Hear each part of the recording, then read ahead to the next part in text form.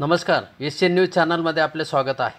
नामपूर मालेगाव रस्त्यालगत अंबासन फाट्यावर वन विभागाच्या अधिकारी आणि कर्मचाऱ्यांनी पाठलाग करून अवैधरित्या लाकडाची वाहतूक करणारे 2 टेम्पो पकडले आहेत। त्यामुळे लाकडाची चोरटी वाहतूक करणाऱ्यांचे धाबे दणाणले आहे। या संदर्भातील माहिती अशी, नामपूर मालेगाव रस्त्यालगत बागलाण तालुक्यातील अंबासन फाट्याजवळ अवैधरित्या लाकडाची वाहतूक करणारे टेम्पो वन विभागाने ताब्यात घेतले आहेत।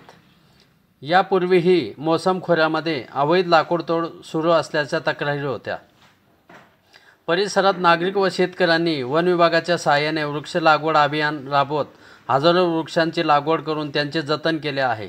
या वृक्ष लागवड अभियानासाठी परिसरातील गावांना पुरस्कारही मिळालेले आहेत। तरीही लाकडाची तस्करी छुपा मार्गाने होत असल्याचे लक्षात आले होते आणि ह्याच निमित्ताने ह्या परिसरामध्ये लाकडाची अवैध करणारे 2 टेम्पो नामपूर मालेगाव रस्त्यावर येणार असल्याची गुप्त माहिती वन विभागाच्या अधिकाऱ्यांना मिळाली होती। त्यानुसार वन विभागाने पाठलाग करून टेम्पो क्रमांक MH15B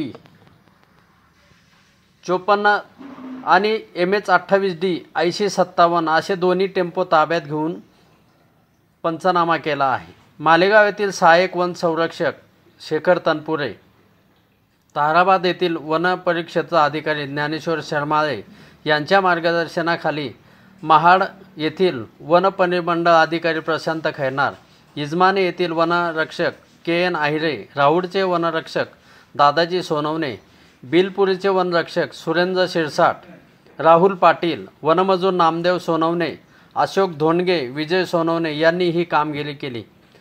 वन विभागाने केलेल्या ह्या कामगिरीचे परिसरातील ग्रामस्थांनी स्वागत केले आहे आणि याही पुढे या विभागातून होणारी अवैध लाकडाची तस्करी थांबवावी यासाठी अपेक्षा व्यक्त केली। एशियन न्यूजसाठी प्रतिनिधी सतीश कापडनीस, अंबासन।